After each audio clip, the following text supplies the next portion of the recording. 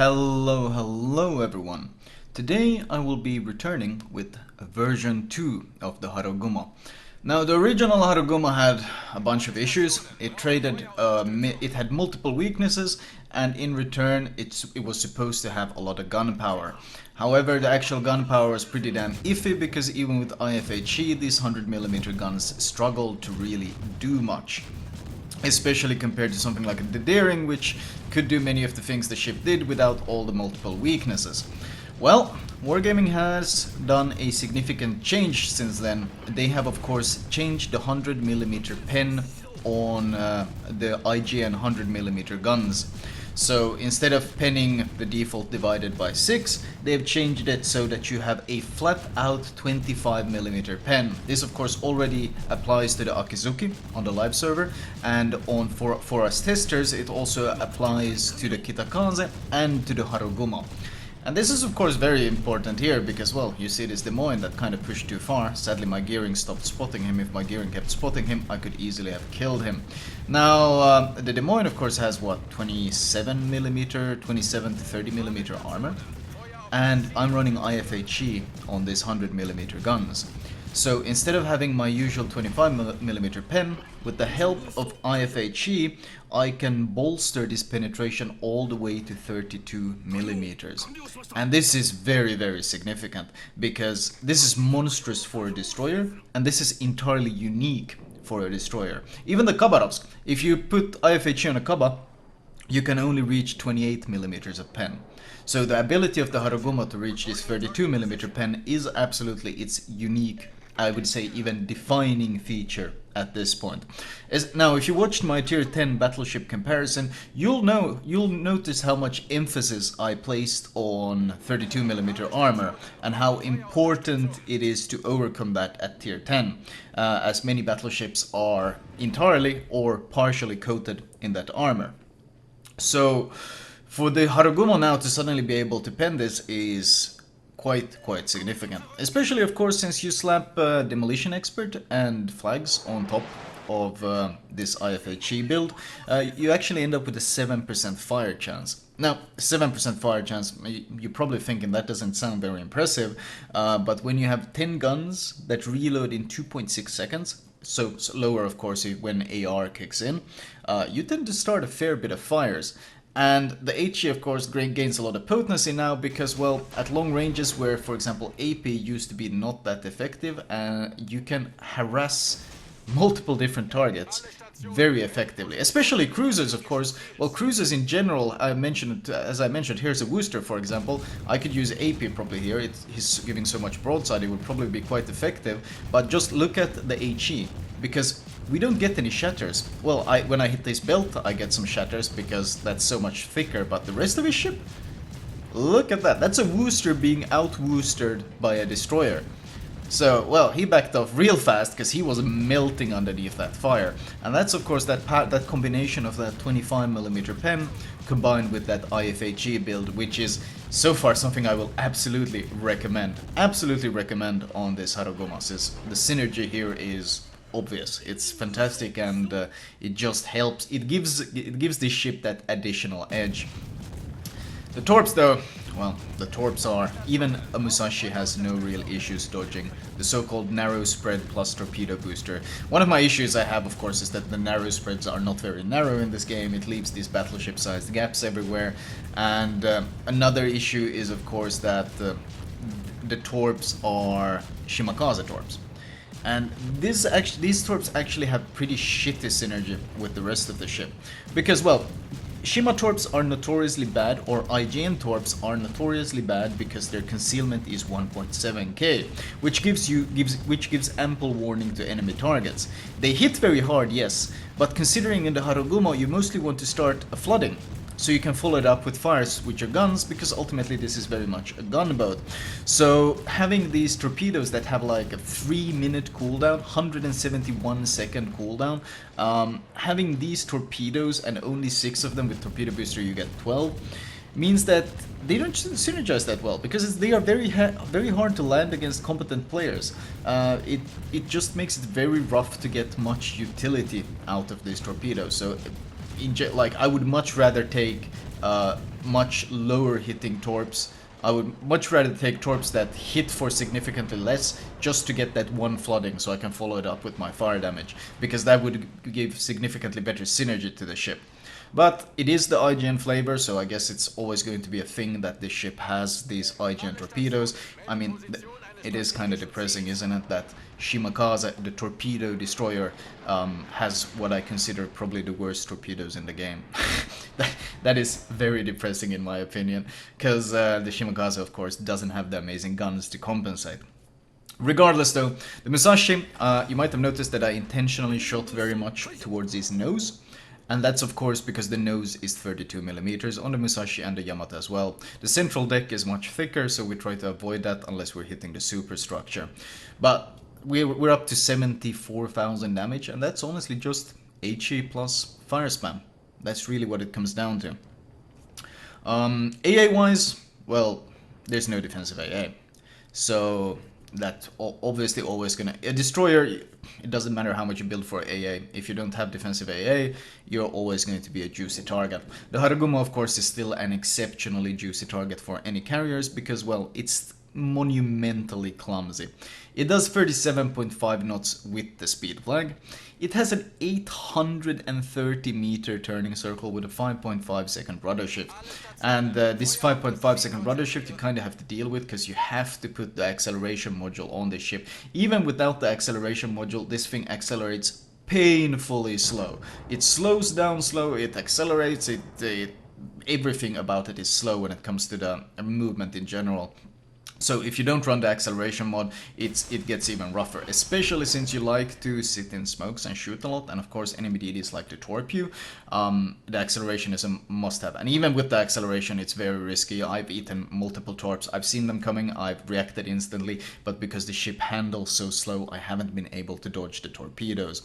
I was told that this ship is actually larger than the Cleveland in size, larger than a cruiser, tier 8, and that's something I can easily believe, because this ship is a good 50% longer than pretty much all the tier 10 DDs.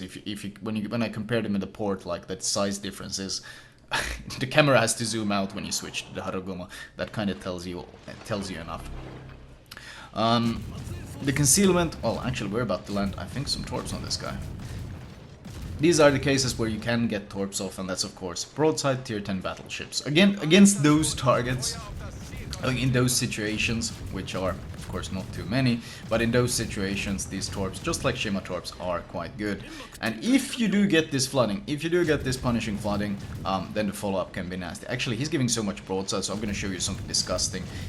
AR kicking in. I wish I had BFT, I'm not running BFT, but this APDPM, this is pretty disgusting. I will straight up say this is some absolutely disgustingly nasty DPM.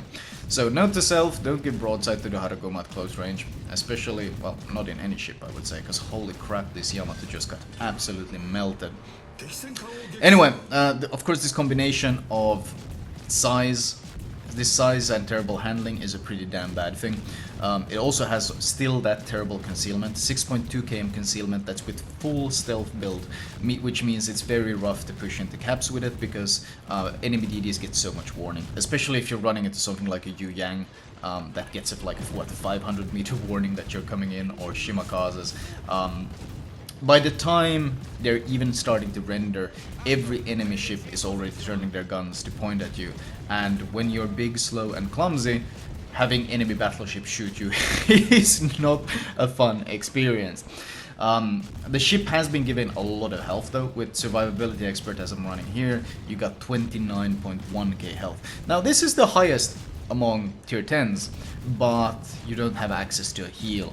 So that means that the likes of, for example, Grozovoi and Kaba can easily tank more, because they have more effective health than you do, because, well, as long as they don't instantly get killed, their heals will give them significantly more effective health than you have.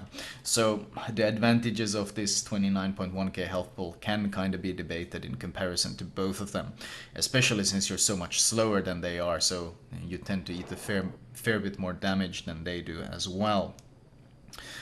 Ultimately though, I mean, I like the new version of this ship is much better than the old one. I will give it that. It is much better. The old one I didn't like because it felt like you were trading off all this speed, all this maneuverability, all this concealment, and you traded it all off for something that other DDs could match without really having all these horrible trade-offs. So this change, this unique additional penetration that they've given the ship has made it significantly more interesting and also a lot more fun to play, because yes, you still have all these weaknesses, but you also know that if you get into a position where you can use your guns, the raw damage that you can deal is almost it's pretty much unparalleled among destroyers. So it does have some really, it does feel a lot more enjoyable. But of course, in these cases, when you realize the Republic is actually not going this way, he's going the other way, I literally have to make a 3-point turn to turn my DD around, because the Harugumo is too clumsy to make this turn in this gap. If I tried to make a full turn here, I would ground. So it does feel exceptionally clumsy. But then again, it's very much a gun platform, so it is a trade-off we have to take. Keep in mind though that this is one of my earlier games in this ship, so I'm running a pretty default build at this point. I'm running like demo expert, survivability expert, IFHE and concealment expert. But considering this, you can see that Republic, as I mentioned in my tier 10 battleship comparison, Republic has 32mm armor everywhere.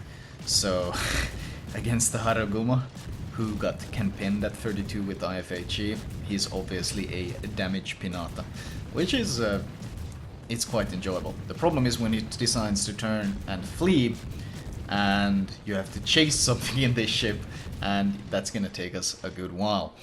Still though, I was talking about the build. I'm running very much a default build with IFHE and Concealment Expert.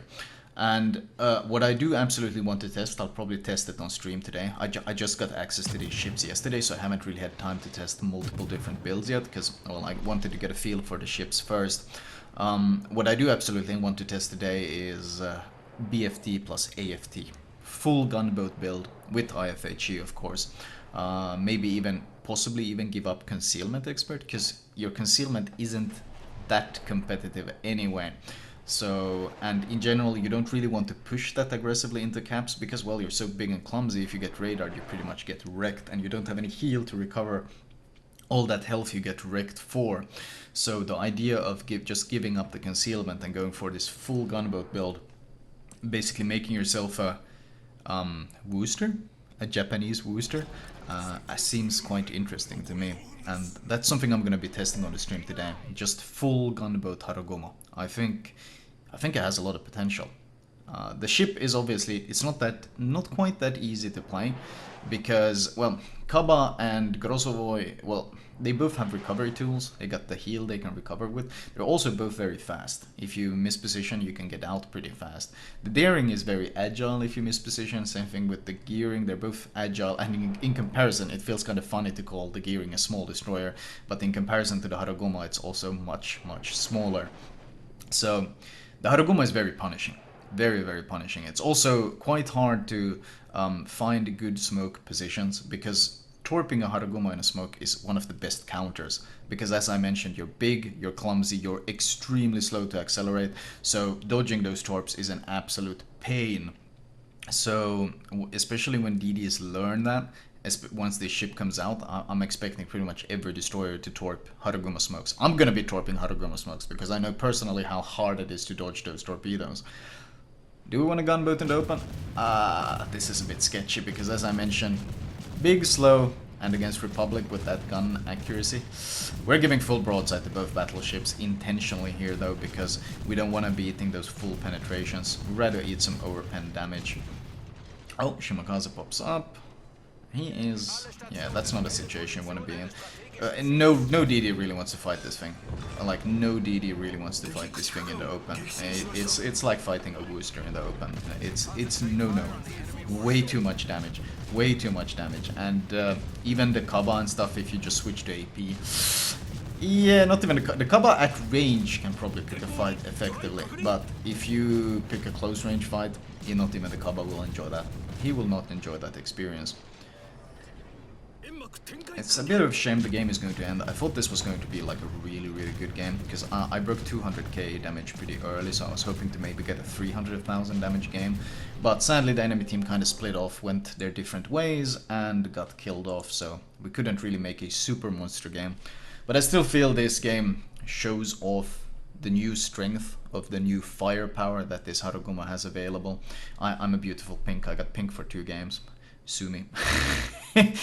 It was Tone Deaf Tuesday on my stream, for those that know what it is. I was a bit distracted while playing, and I paid the pink prize. Still though, if we look at team score, we did barely top the scoreboard. It was a standard battle though, so XP rewards will almost always be lower in standard battles, because there's none of that juicy capping XP to get access to. Detailed report is pretty damn interesting though. Of course, 1,400 shells fired. And damage, well, pretty much what you might expect from a Harugumo game, I would say at this point. 37k torpedo damage, and then pretty much everything else is HE, a bit of AP, and a lot of fire damage. And there is some flooding damage as well, but ultimately, like, that's the torpedo plus flooding is maybe 60k, and then everything else is just fires, HE, and a bit of AP when someone gives you broadside. This is very much a gunboat. This is the definition of the ultimate, I would say, tier 10 raw firepower gunboat. The Kaba will still have the edge at range. The Kaba still has much better shell velocity and better mobility and all these things, but this is the guy you don't want to run into in a dark little fjord when you're sailing around in a destroyer, because when you run into this guy, oh my lord, you need to land torps on him. Of course, it doesn't have the Daring's convenient hydro, and it is very clumsy, so it's quite vulnerable to being torpedo YOLO rushed. But by the time your torps land on the Harugumo, he will probably have melted you with that Daka. So this is a very interesting ship. I really like this new iteration. It has a lot of downsides, but that amazing HE pen tends to compensate really well. It finally has some unique strength that really sets it apart from all its competition, and it's looking like quite a fun and quite an interesting ship to play. I will be testing some additional builds, and I will probably post an updated opinion on the ship later on, but my first impressions, my initial impressions of this version 2 are very positive. So looking good, looking good. Anyway, thank you guys for tuning in, and I'll talk to you guys later.